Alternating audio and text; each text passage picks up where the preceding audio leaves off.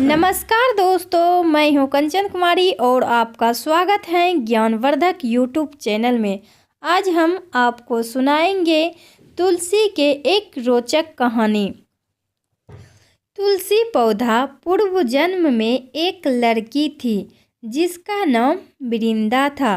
राक्षस कुल में जन्मी यह बच्ची बचपन से ही भगवान विष्णु की भक्त थी।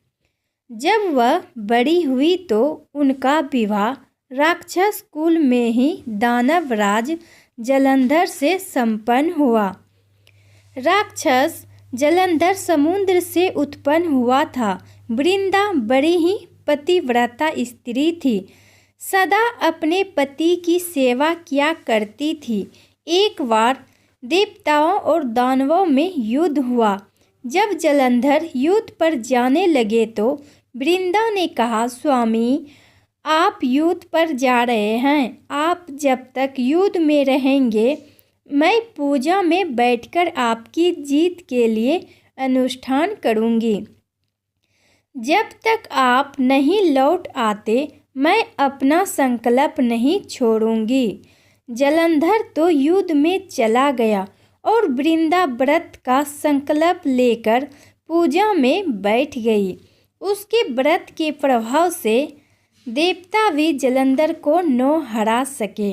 सारे देवता जब हारने लगे तो विष्णु जी के पास पहुँचे और सभी भगवान से प्रार्थना की।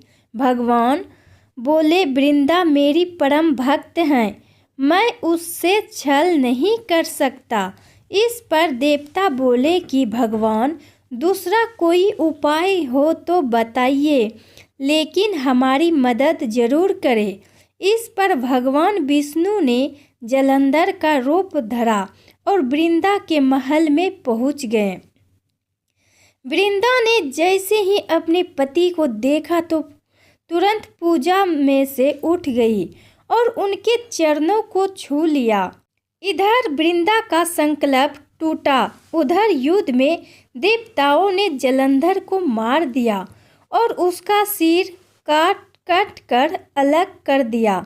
जलंधर का कटा हुआ सिर जब महल में आ गिरा तो वृंदा ने आश्चर्य से भगवान की ओर देखा, जिन्होंने जलंधर का रूप धर रखा था।